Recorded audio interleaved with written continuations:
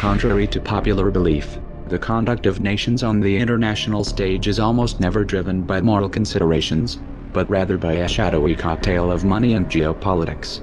As such, when you see the mouthpieces of the ruling class begin to demonize a foreign country, the first question in your mind should always be what is actually at stake here.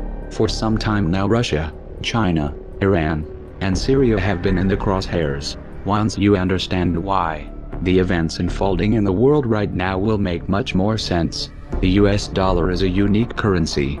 In fact, its current design and its relationship to geopolitics is unlike any other in history. Though it has been the world reserve currency since 1944, this is not what makes it unique.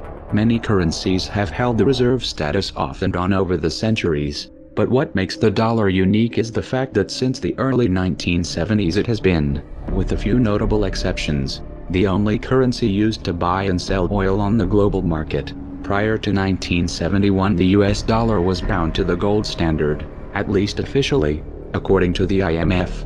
By 1966, foreign central banks held $14 billion US dollars. However, the United States had only $3.2 billion in gold allocated to cover foreign holdings. Translation: the Federal Reserve was printing more money than it could actually back. The result was rampant inflation and a general flight from the dollar. In 1971, in what later came to be called the Nixon shock, President Nixon removed the dollar from the gold standard completely. At this point, the dollar became a pure debt-based currency.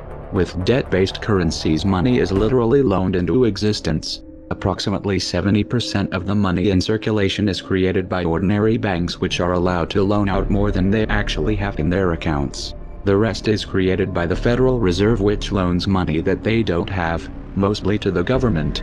It's kind of like writing hot checks, except it's legal for banks. This practice, which is referred to as fractional reserve banking, is supposedly regulated by the Federal Reserve, an institution which just happens to be owned and controlled by a conglomerate of banks, and no agency or branch of government regulates the Federal Reserve. Now, to make things even more interesting, these fractional reserve loans have interest attached, but the money to pay that interest doesn't exist in the system. As a result, there is always more total debt than there is money in circulation, and in order to stay afloat, the economy must grow perpetually. This is obviously not sustainable. Now you might be wondering how the dollar has maintained such a dominant position on the world stage for over 40 years if it's really little more than an elaborate Ponzi scheme. Well, this is where the dollar meets geopolitics. In 1973, under the shadow of the artificial OPEC oil crisis, the Nixon administration began secret negotiations with the government of Saudi Arabia to establish what came to be referred to as the petrodollar recycling system. Under the arrangement, the Saudis would only sell their oil in US dollars, and would invest a majority of their excess oil profits into US banks and capital markets. The IMF would then use this money to facilitate loans to oil importers who were having difficulties covering the increase in oil prices. The payments and interest on these loans would of course be denominated in US dollars. This agreement was formalized in the US-Saudi Arabian Joint Commission on Economic Cooperation, put together by Nixon's Secretary of State Henry Kissinger in 1974. Another document released by the Congressional Research Service reveals that these negotiations had a net to them, as U.S. officials were openly discussing the feasibility of seizing oil fields in Saudi Arabia militarily. The system was expanded to include the rest of OPEC by 1975. Though presented as a buffer to the recessionary effects of rising oil prices, this arrangement had a hidden side effect. It removed the traditional restraints on U.S. monetary policy. The Federal Reserve was now free to increase the money supply at will. The ever-increasing demand for oil would prevent a flight from the dollar, while distributing the inflationary consequences across the entire planet. The dollar went from being a gold-backed currency to an oil-backed currency. It also became America's primary export. Did you ever wonder how the U.S. economy has been able to stay afloat while running multi-billion-dollar trade deficits for decades? Did you ever wonder how it is that the U.S. holds such a disproportionate amount of the world's wealth when 70% of the U.S. economy is consumer-based? In the modern era, fossil fuels make the world go round. They have become integrated into every aspect of civilization: agriculture, transportation, plastics, heating, defense and medicine, and demand just keeps growing and growing.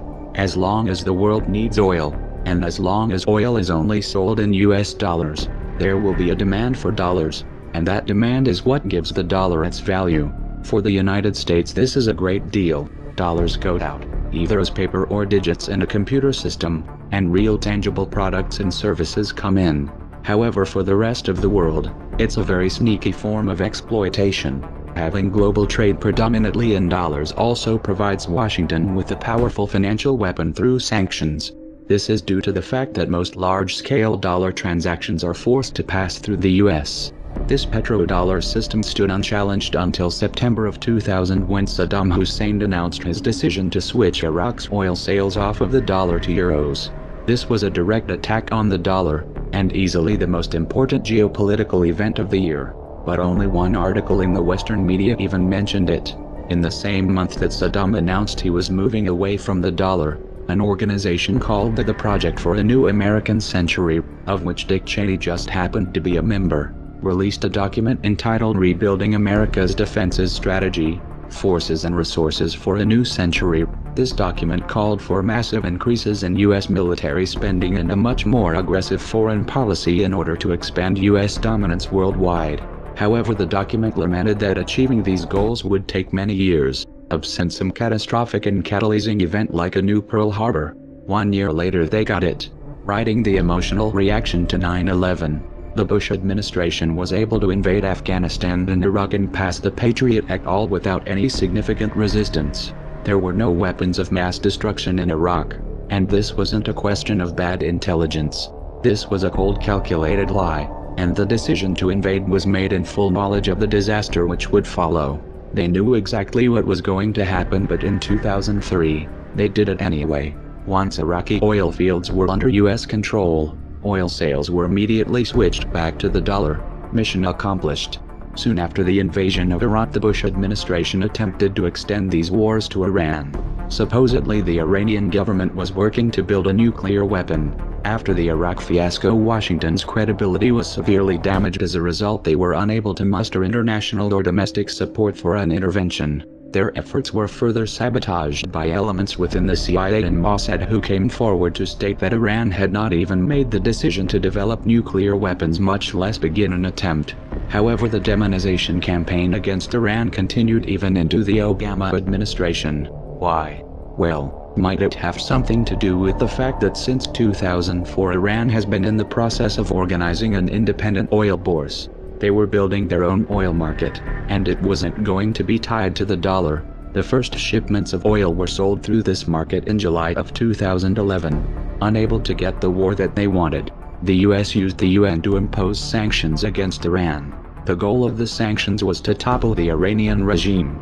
While this did inflict damage on the Iranian economy, the measures failed to destabilize the country. This was due in large part to Russia's assistance in bypassing US banking restrictions. In February of 2009, Muammar Gaddafi was named chairman of the African Union. He immediately proposed the formation of a unified state with a single currency. It was the nature of that proposed currency that got him killed. In March of 2009, the African Union released a document entitled Towards a Single African Currency. Pages 106 and 107 of that document specifically discuss the benefits and technicalities of running the African Central Bank under a gold standard. On page 94 it explicitly states that the key to the success of the African Monetary Union would be the eventual linking of a single African currency to the most monetary of all commodities, gold. Note that the page number is different on other versions of the document that they released. In 2011 the CIA moved into Libya and began backing militant groups in their campaign to topple Gaddafi, and the US and NATO pushed through and stretched the UN no-fly zone resolution to tip the balance with airstrikes. The presence of al-Qaeda extremists among these rebel fighters was swept under the rug. Libya, like Iran and Iraq, had committed the unforgivable crime of challenging the US dollar. The NATO intervention in Libya segued into a covert war on Syria. The armories of the Libyan government were looted and the weapons were shipped via Turkey to Syrian rebels groups working to topple Assad. It was already clear at this point that many of these fighters had ties to terrorist organizations. However, the U.S. national security apparatus viewed this as a necessary evil. In fact, the Council on Foreign Relations published an article in 2012 stating that the influx of jihadis brings discipline.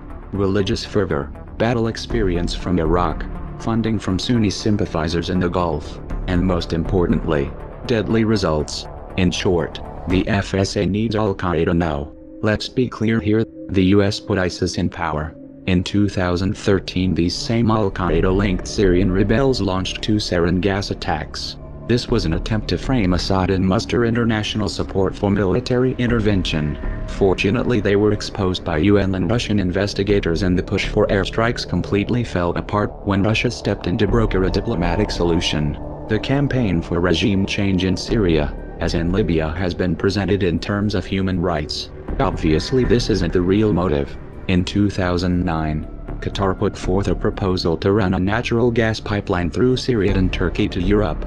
Assad however rejected this, and in 2011 he forged a pact with Iraq and Iran to run a pipeline eastward, cutting Qatar and Saudi Arabia out of the loop completely. Not surprisingly, Qatar, Saudi Arabia and Turkey have been the most aggressive regional players in the push to topple the Syrian government. But why would this pipeline dispute put Syria in Washington's crosshairs? 3 reasons. 1. This pipeline arrangement would significantly strengthen Iran's position, allowing them to export to European markets without having to pass through any of Washington's allies. This obviously reduces the US government's leverage. 2. Syria is Iran's closest ally. Its collapse would inherently weaken Iran. 3.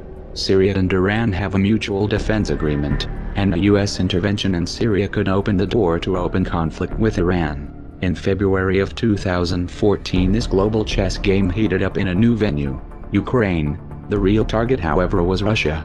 You see, Russia just happens to be the world's second largest oil exporter, and not only have they been a thorn in Washington's side diplomatically, but they also opened an energy bourse in 2008, with sales denominated in rubles and gold. This project had been in the works since 2006. They have also been working with China to pull off of the dollar in all of their bilateral trade. Russia has also been in the process of organizing a Eurasian Economic Union, which includes plans to adopt common currency unit, and which is slated to have its own independent energy market. Ukraine had been presented with a choice: either join the EU under an association agreement or join the Eurasian Union. The EU insisted that this was an either-or proposition. Ukraine couldn't join both. Russia, on the other hand, asserted that joining both posed no issue. President Yanukovych decided to go with Russia.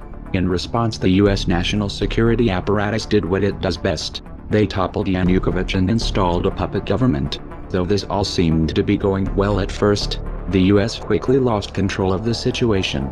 Crimea held a referendum and the people voted overwhelmingly to secede from Ukraine and reunify with Russia. The transition was orderly and peaceful. No one was killed. Yet the West immediately framed the entire event as an act of Russian aggression, and this became the go-to mantra from that point on. Crimea is important geostrategically because of its position in the Black Sea, which allows for the projection of naval power into the Mediterranean. It has also been Russian territory for most of recent history. The US has been pushing for Ukraine's inclusion into NATO for years now. Such a move would place US forces right on Russia's border and could have potentially resulted in Russia losing their naval base in Crimea. This is why Russia immediately accepted the results of the Crimean referendum and quickly consolidated the territory. Meanwhile, in eastern Ukraine, 2 regions declared independence from Kiev and held referendums of their own, the results of which overwhelmingly favored self-rule. Kiev responded to this with what they referred to as anti-terrorist operations. In practice, this was a massive and indiscriminate shelling campaign which killed thousands of civilians. Apparently, killing civilians didn't qualify as aggression to the West. In fact, the IMF explicitly warned the provisional government that their $17 billion loan package could be in danger if they were not able to put down the uprising in eastern Ukraine.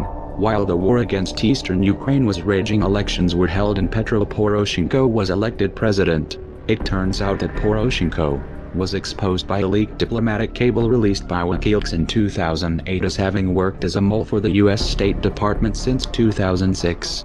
They referred to him as our Ukraine insider, and much of the cable referred to information that he was providing. A separate cable showed that the US knew Poroshenko was corrupt even at that point. Having a puppet in place, however, hasn't turned out to be enough to give Washington the upper hand in this crisis. What does Washington do when they have no other leverage? They impose sanctions. They demonize and pull a false flag. This isn't a very good strategy when dealing with Russia. In fact, it has already backfired. The sanctions have merely pushed Russia and China into closer cooperation and accelerated Russia's de-dollarization agenda. And in spite of the rhetoric, this has not led to Russia being isolated. The US and NATO have put a wedge between themselves and Russia, but not between Russia and the rest of the world. This new anti-dollar axis goes deeper than economics. These countries understand what's at stake here. This is why in the wake of the Ukrainian crisis, China has proposed a new Eurasian Security Pact which would include Russia and Iran. Consider the implications here as the Obama administration begins bombing in Syria, which also has a mutual defense agreement with Iran. This is leading us straight to World War III. The masses may not have figured it out yet, but history will remember it that way. Alliances are already solidifying and a hot war is underway on multiple fronts. If the provocations and proxy wars continue, it's only a matter of time before the big players confront each other directly, and that is a recipe for disaster. Does all of this sound insane to you? Well, you're right. The people running the world right now are insane, and the public is sleepwalking into a tragedy. If you want to alter the course that we are on, there's only one way to do it. We have to wake up that public. Even the most powerful weapons of war are neutralized if you reach the mind of the man behind the trigger. How do we wake the masses, you ask? Don't wait for someone else to answer that for you. Get creative. Act like your children's and grandchildren's futures depend on it, because they do. We are anonymous. We are legion. We do not forgive. We do not forget. Expect us.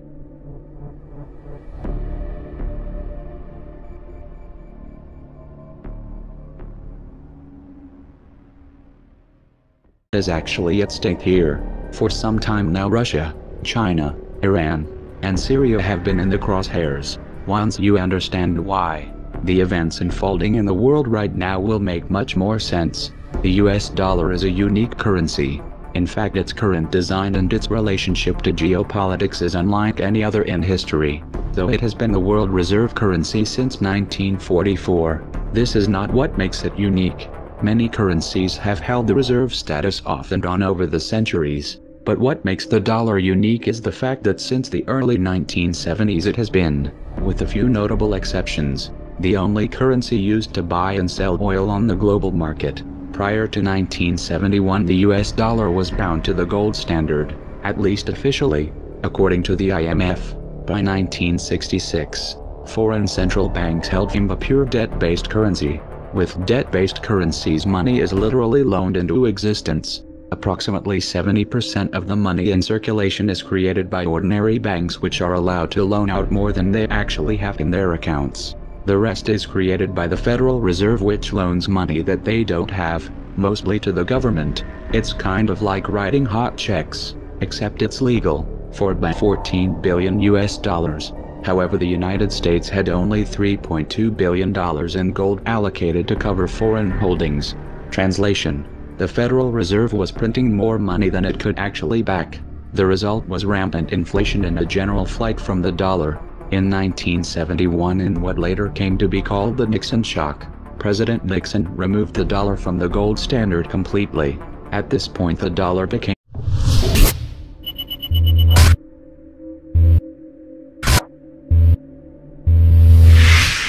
contrary to popular belief. The conduct of nations on the international stage is almost never driven by moral considerations, but rather by a shadowy cocktail of money and geopolitics.